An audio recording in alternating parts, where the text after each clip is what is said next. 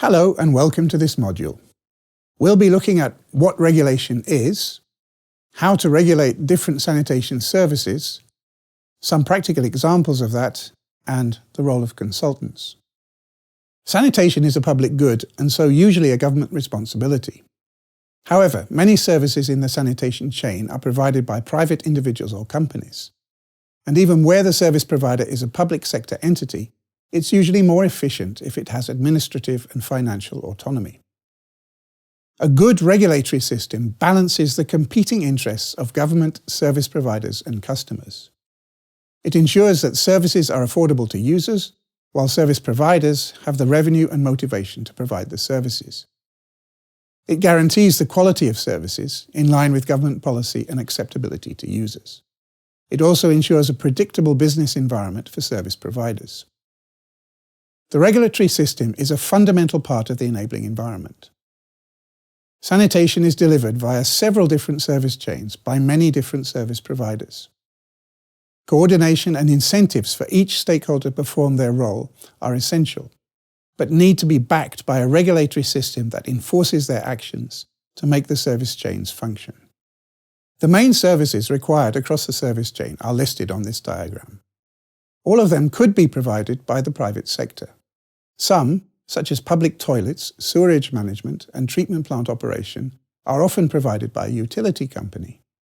This could be publicly or privately owned, but can also be a local government department. There are several different mechanisms for regulation according to the service being regulated. The simplest is guidelines. They have no legal force. They're suitable for toilet design, for example, where enforcement would be challenging. Standards are attached as technical annexes to legislation with wider, more general provisions. They can be used to specify the minimum quality of reuse products, effluents, or sanitary hardware, for example. Similar provisions apply to environmental and occupational health regulations, which may also include procedures that must be followed. Standards are enforced only after an action has occurred or a product been supplied. Other activities, such as building or discharging effluents into certain receiving waters, may require prior approval and an official permit. Even if the building or discharge meets standards, it's illegal if approval hasn't already been given. Building permits may have doubtful validity in informal settlements where there's no legal land tenure. However, environmental health regulations focus on the impact of activities or infrastructure, and so can be used to demand adequately performing sanitation facilities. Finally, there are cases where services are provided under legal agreements between the service provider and the local authority. These allow for specific conditions and controls to be imposed, and might include licenses for pit and septic tank emptying, or contracts for sewage and fecal sludge treatment. The operation of public toilets is also often under a formal agreement specifying service levels and prices. A utility may provide a range of services at scale, typically a sewerage system or scheduled desludging services. These are usually under an agreement with local or national government, which has the duty to ensure adequate sanitation and may be supervised by a regulator. Depending on the country's administrative and legal framework, a utility company may be regulated by an independent regulator or by contract, enforceable through the legal system. An independent regulator is preferable, but it's only practical where sanitation can be added to an existing one. Regulators may be for water supply only or include other public services such as telecommunications or energy. NWASCO in Zambia and SPAN in Malaysia, for example, both had sanitation added to their original mandates to regulate water supply. Regulation by contract means that government has overall responsibility for sanitation as well as for the utility that provides it. This could generate a conflict of interest. However, with good enforcement it can work well and has, for example, been used with ONAS, the national sanitation utility in Senegal. In some places, there's no autonomous utility company and services are provided by a municipal department. This is harder to regulate, as a municipality is also a government entity. In this case, the municipal statute acts rather like a contract with a private sector company. This is used in Zimbabwe, but is harder to enforce as it depends on constitutional law. Mozambique has opted for consultative regulation, providing advice to municipal authorities on good practice and target setting. This is not enforceable in law, but works essentially through political influence. To see some practical implications, let's return to the example of Sanitown from the previous module. The service delivery assessment suggests that the municipal sewerage department would be more efficient if it gained administrative and financial autonomy. To achieve this, the department could be separated from the municipality and become a commercial company. It would still be owned by the municipality, but have directors from civil society and other entities, as well as the municipality. This step would require detailed business planning, including the creation of new revenue streams, as well as legal work to create the new company and transfer assets and staff.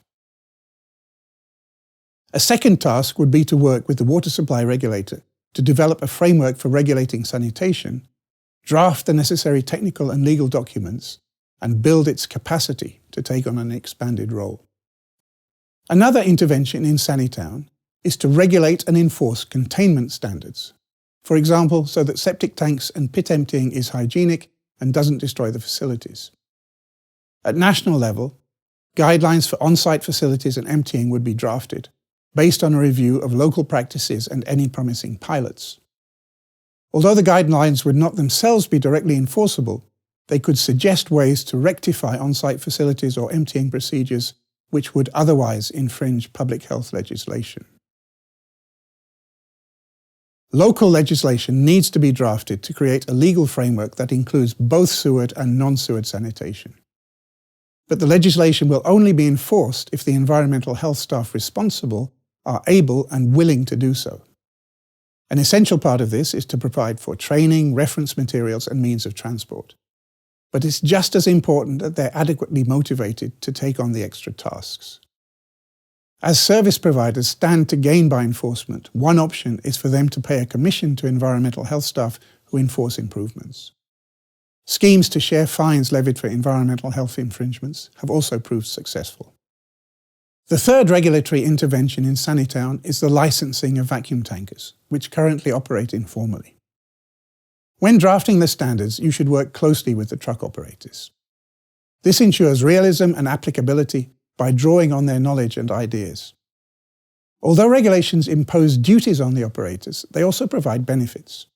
They bring official status and respect and remove grey areas that might be exploited by overzealous municipal staff.